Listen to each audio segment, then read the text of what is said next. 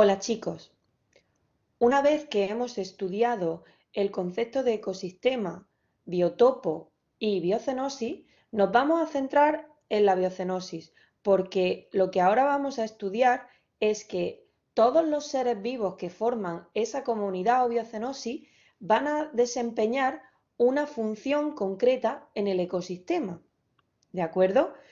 Va a haber seres vivos de esa biocenosis que sean productores. Otros seres vivos van a ser consumidores, van a desempeñar esa función. Y otros seres vivos van a ser descomponedores, ¿de acuerdo? Esas distintas funciones en el ecosistema también se conocen con el nombre de niveles tróficos. ¿Por qué? Porque es las distintas maneras que tienen los seres vivos de obtener materia y energía del entorno. Los productores van a obtener materia y energía de una manera, los consumidores van a obtener la materia y energía de otra forma y los descomponedores lo van a hacer de otra manera. Pues según esa forma de obtener materia y energía, pues se diferencian esos niveles tróficos. Se le dice así porque es la manera de alimentarse, de nutrirse, de obtener materia y energía. Y además van a constituir varios niveles formando las cadenas y redes tróficas, que eso lo vamos a ver más adelante. Pero vamos a ir paso por paso y vamos a ver cada uno de esos niveles por separado. Y vamos a comenzar con el primero de ellos, con los productores, ¿de acuerdo? Ese es el primer nivel trófico. Y esos productores van a ser aquellos seres vivos que fabrican materia orgánica. ¿Cómo van a fabricar materia orgánica? Pues utilizando materia inorgánica. Es decir, van a utilizar dióxido de carbono, agua, sales minerales. Y además de esa materia inorgánica van a utilizar la energía del sol, la luz del sol. Y eso tiene que sonar de un proceso muy importante que vimos en el tema pasado, que es el proceso de la fotosíntesis. Es decir, ¿quiénes van a ser los productores? Los productores van a ser todos aquellos organismos que sean autótrofos, los que decíamos que fabricaban su propio alimento, que lo hacían con la fotosíntesis. Los productores van a ser las plantas, las algas y algunas bacterias.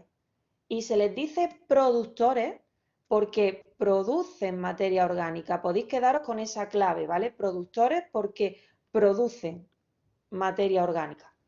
¿De acuerdo? Entonces, van a ser los organismos autótrofos, plantas, algas y algunas bacterias.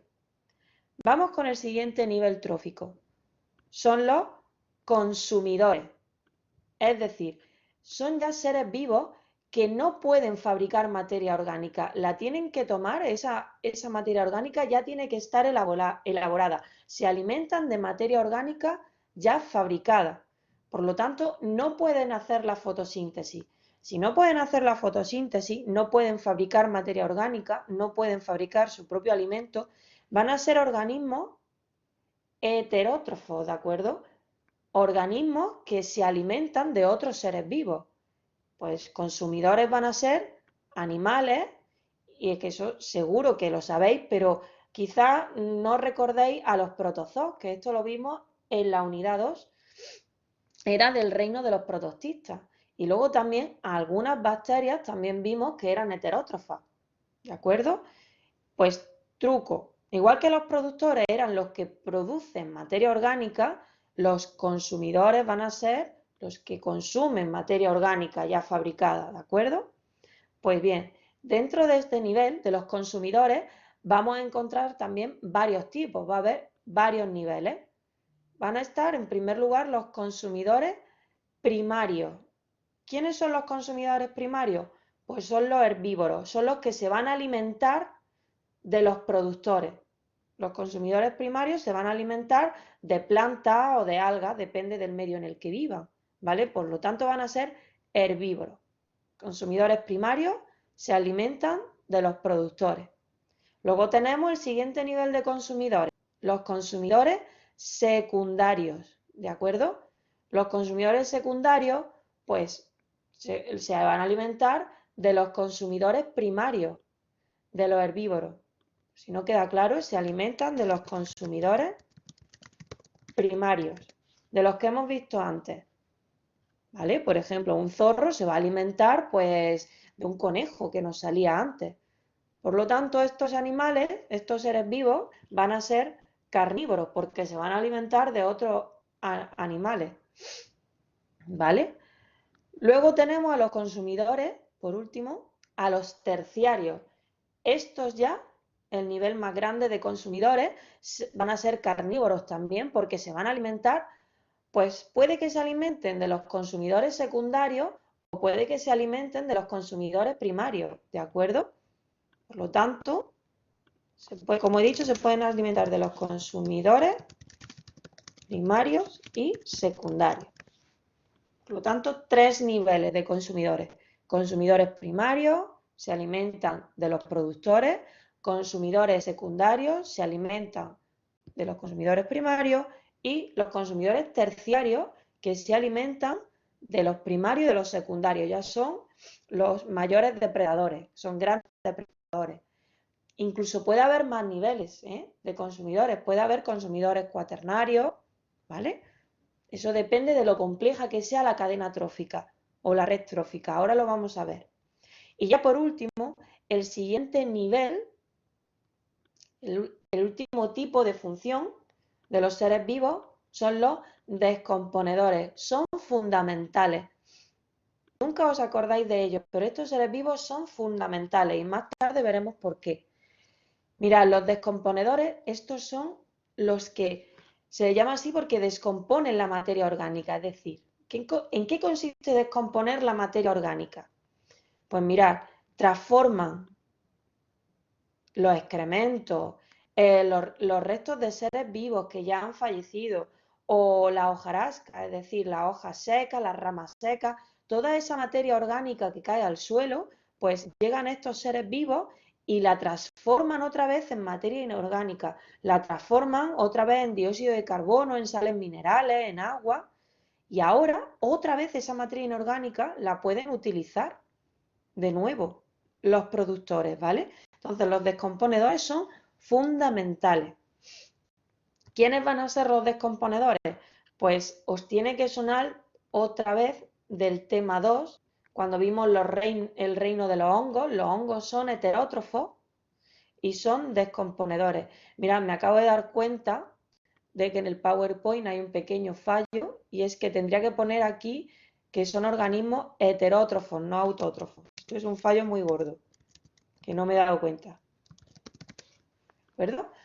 Son organismos heterótrofos, no pueden fabricar su materia orgánica, ¿vale? Sino que tienen que obtenerla de otra manera y la obtienen así, la obtienen de la materia orgánica que cae al suelo y ahora pues la transforman en materia inorgánica. Y como digo, son heterótrofos, los hongos, algunas bacterias y mirad, algunos animales invertebrados también contribuyen a ello, ¿vale? Y por eso se le incluye dentro de este grupo. Pues una vez que ya hemos entendido los 3 niveles, productores, consumidores y descomponedores, todos esos niveles están relacionados en el ecosistema constituyendo las llamadas cadenas y redes tróficas. Vamos a empezar con lo más sencillo, con las cadenas tróficas. También se le dice cadena alimentaria, que seguro que os suena más, ¿vale? Y es la manera en la que la materia y la energía van pasando por el ecosistema, van pasando por los diferentes niveles, se relacionan entre sí. Por ejemplo, aquí tenemos un ejemplo de cadena muy sencillo. La cadena va a estar formada por un productor, un consumidor primario, un consumidor secundario. Nos faltaría a continuación los consumidores terciarios y detrás de los productores tendríamos a los descomponedores, porque acordaros que los descomponedores le tenían que dar a los productores de nuevo la materia inorgánica una vez que la han transformado. ¿De acuerdo? Pues aquí tenemos dos ejemplos. Tenemos un ejemplo de cadena trófica de medio terrestre y un ejemplo de cadena trófica de medio acuático. ¿Veis? Aquí tenemos, en primer lugar, en el medio terrestre tenemos a esta planta que va a ser el productor, el que fabrica la materia orgánica. Ahora, el herbívoro, el saltamontes, se va a alimentar de esa planta y por lo tanto es un consumidor primario y coge esa materia orgánica de la planta. Ahora, este ratoncito se va a alimentar del saltamontes, por lo tanto es un consumidor secundario, es carnívoro, se alimenta del consumidor primario. Y a continuación, la serpiente se va a alimentar de ese ratón, por lo tanto es un consumidor ya terciario, carnívoro, se ha alimentado de un consumidor secundario. Y en esta cadena ya es más compleja porque aparece incluso un consumidor cuaternario, ya un superdepredador que se alimenta de esa de esa serpiente. Y nos faltaría añadir, hay un elemento fundamental que conecta a todos, que son los descomponedores, ¿vale? Porque esos descomponedores van a recibir la materia orgánica, los restos de materia orgánica de todos los niveles. ¿Veis? Todos los descomponedores, los cadáveres, los excrementos, los restos de hojas secas, pues los descomponedores ahora las van a transformar otra vez en materia inorgánica que pueda ser utilizada por los productores. Ahora vamos a ver lo mismo, pero en esta cadena trófica de medio acuático. Tenemos el fitoplancton. El fitoplancton son pequeñas algas microscópicas, diferentes bacterias microscópicas que van a poder hacer la fotosíntesis en el medio acuático, ¿de acuerdo? Y entonces van a transmitir esa materia orgánica ahora al siguiente nivel, que es el zooplancton, que son pequeños microorganismos también, protozoos, pequeños crustáceos que viven flotando en el agua y se van a alimentar de esas pequeñas algas microscópicas o esas bacterias, ¿de acuerdo? Y por lo tanto van a ser consumidores primarios porque se alimentan de los productores.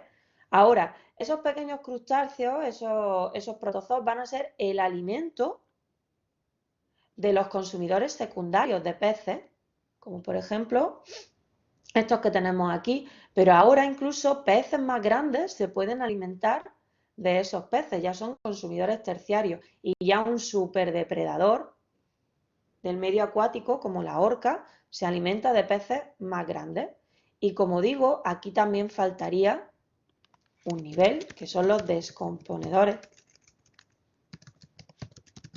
¿vale? Que es todo, también en el medio acuático también existen descomponedores, sobre todo van a ser bacterias heterótrofas, ¿de acuerdo?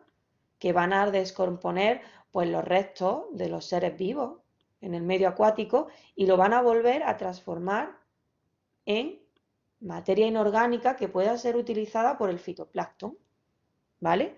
Pues estos son dos ejemplos de cadena sencilla, pero es que realmente en el ecosistema las cosas no son tan sencillas, las cosas son mucho más complejas porque no hay solo una cadena, sino que en el ecosistema lo que se establecen son redes tróficas. Hay muchas cadenas en el ecosistema y además están interrelacionadas y esto se debe, como dice aquí, a que la dieta de los seres vivos, los hábitos alimenticios son muy variados.